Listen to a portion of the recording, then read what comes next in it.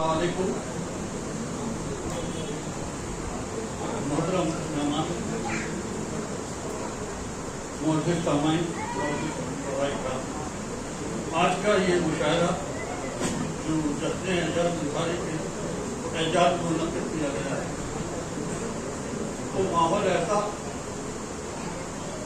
ایسا دل فریب لگ رہا ہے جیسے آسمان کو حسین بنانے کے لیے چاندنی نکل آئی ہے۔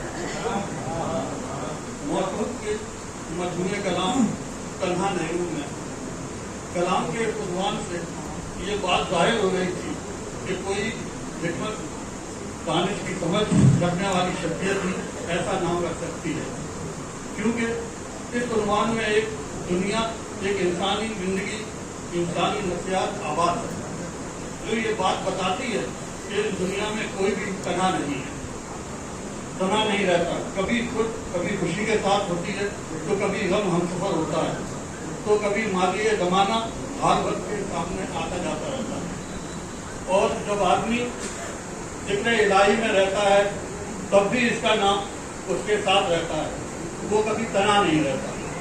یہی وہ نعمت خدا بندی ہے جو انسان کو کبھی تنہا نہیں رہنے کی۔ موصوف صرف شاعری نہیں، ایک اچھے ناظم مشاعرہ بھی ہے، اور اردو ادب کی ایک بامقصد تنظیم نئی آواز کے ہوئے روا بھی ہے۔ ان سب باتوں سے الگ وہ ایک اچھے اور پرخلوص انسان ہے، ایک قابل احترام شخصیت ہے، ساتھ ساتھ ایسے اردو ادب کے قابل احترام ہستی کو ان کے جشن پر مبارکباد دیتے ہوئے انہیں سلام عرض کرتا ہے۔ دو خطاب میں نے ان کی شخصیت کے لیے کہے،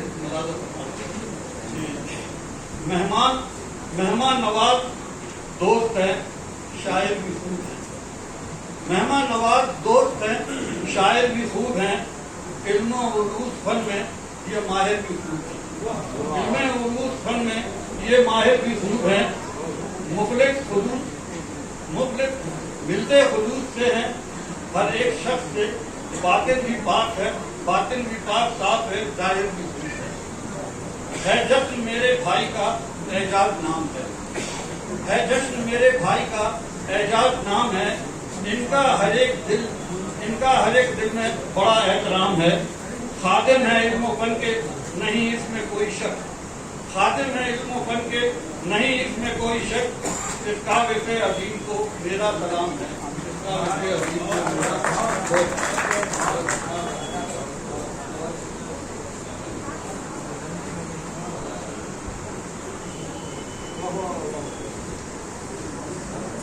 عبدالجبار شارف صاحب کے بعد میں معین شاداب صاحب سے گزارش کروں گا کہ وہ بھی اعجاز انصاری کے سلسلے میں اظہار خیال ہوگا۔ جناب معین شاداب صاحب۔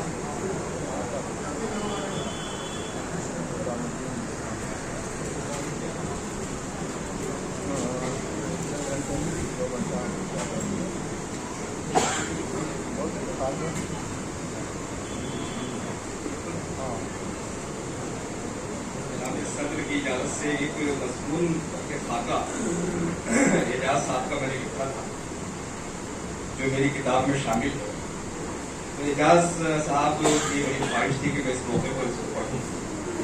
اس سے قبل بھی میں کئی مرتبہ یہ مضمون پڑھ چکا ہوں، تو اس کا آدھا حصہ میں پڑھوں گا تو آپ اس سے لطف اندوز ہو سکتے ہیں۔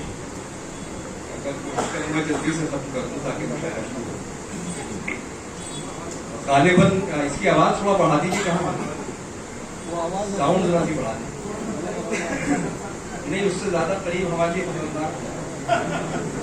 قریب تھا۔ غالباً 1990 کی بات ہے، تھوڑی آواز بڑھا دیں۔ غالباً 1990 کی بات ہے، مراد آباد کی نمائش کے تحت مشاعرے کا اہتمام کیا گیا۔ شعراء مشاعرے گاہ میں جمع ہونا شروع ہو گئے تھے۔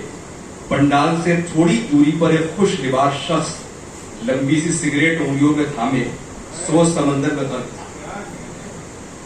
انداز فلسفیانہ تھا، چہرے پر سنجیدگی اور متانت سجی ہوئی تھی۔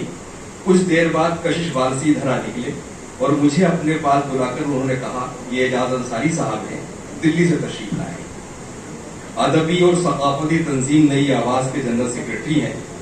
اعجاز انصاری سے میری پہلی ملاقات تھی۔ البتہ ان سے غائبانہ تعلق ضرور تھا. اس وقت اعجاز انصاری نے اپنی شخصیت کے جس ٹھہراؤ کا مظاہرہ کیا اس سے ان کے اندر کے اضطراب کا اندازہ لگانا مشکل کام تھا. یہ خدا تو بعد میں کھلا کہ گہرے سمندر کی طرح پرسکون اور خاموش دکھائی دینے والا یہ شخص اپنی تہوں میں کتنی ہلچل رکھتا ہے. یہی خاموشی، یہی سناٹا اور اس کی تہنے پنہا، یہی اضطراب اعجاز انصاری کی شخصیت کے عناصر ہیں. ان لوگوں کو اعجاز انصاری کو سمجھنے میں کوئی دشواری نہیں ہوگی اور نہ ان سے کبھی کوئی شکایت ہوگی کہ جو سیماب یا پارے کی صفت سے آشنا ہے. کسی پر جلد اپنی محبتوں کی بوچھار کر دینا اور پھر اتنی ہی تیزی سے بدگمان ہو جانا، یہ اعجاز انصاری کے مزاج کا حصہ ہے. کسی پر فدا ہو جائیں تو اس کے لیے پوری دنیا سے دشمنی مول لینے کو بھی گھاٹے کا سودا نہیں سمجھتے ہیں. اور کسی کی طرف سے رتی بھرتی بدگمانی ہو جائے، چاہے وہ خود بخود پیدا کی ہوئی ہو یا کسی کی مہربانی سے پیدا کی گئی ہو، تو پھر کسی انٹیلیجنس افسر یا جاسوس کی طرح وہ تفتیش کرنے میں دن رات ایک کر دیتے ہیں. اعجاز انصاری کا دل بہت بڑا ہے، لیکن کسی آئینے کی طرح بہت نازک بھی ہے کہ ذرا سی ٹھیس لگی اور ٹوٹ گیا. لیکن ان کا یہ بکھراؤ زیادہ دیر تک نہیں رہتا. بہت جلد اپنے دل پر قابو پا لیتے ہیں اور اپنے آپ کو جمع کر لیتے ہیں.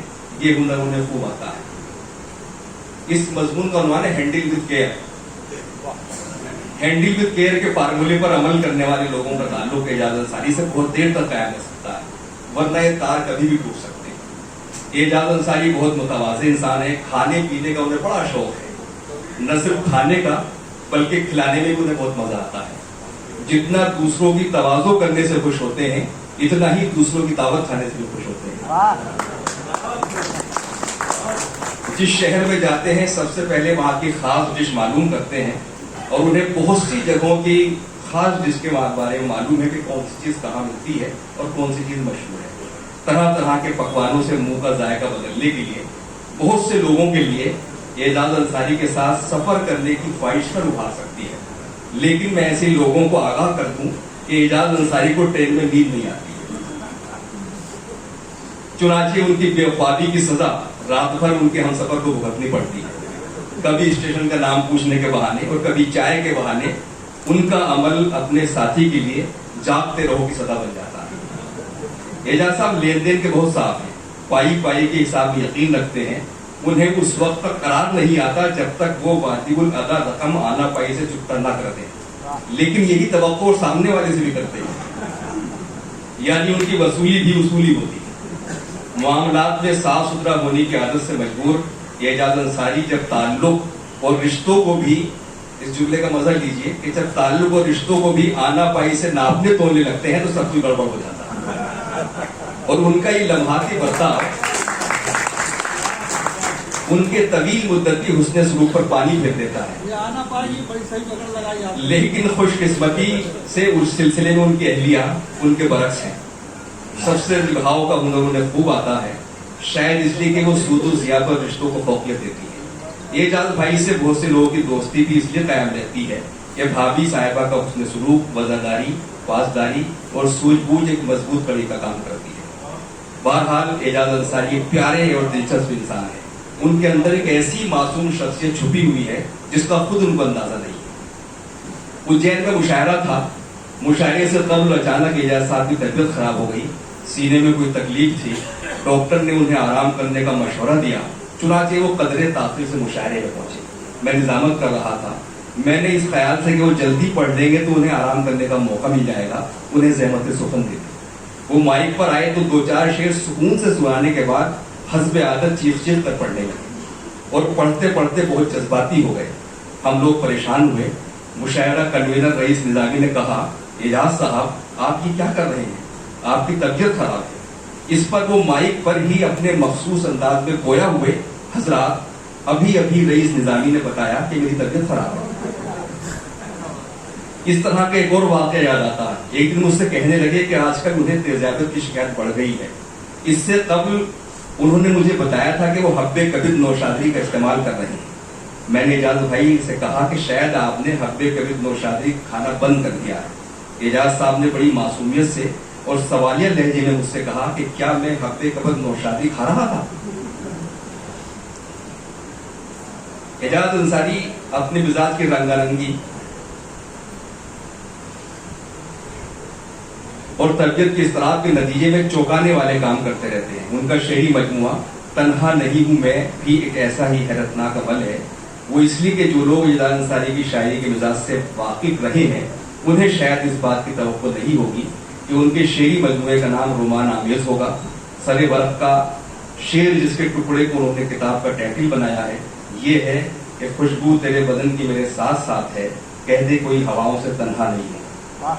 लेकिन उनकी शायरी सिर्फ जमाल पसंदी या रोमान परस्ती नहीं है, बल्कि उन्होंने ग्लोबलाइजेशन के इस अहद में कमजोर पड़ी इंसानियत पर भी तशवीश का इजहार किया है। ये अशार देखे कि जब से देखे इन आंखों के सुलगते मंजर, घर में लोबान सुलगता है तो डर जाते हैं। हैरत है कि उड़ना अभी सीखा नहीं जिसने, वो भी मेरे बाजू मेरे पर काट रहा है। बहुत शुक्रिया। मैं बाकी सा फिर कभी इंशाअल्लाह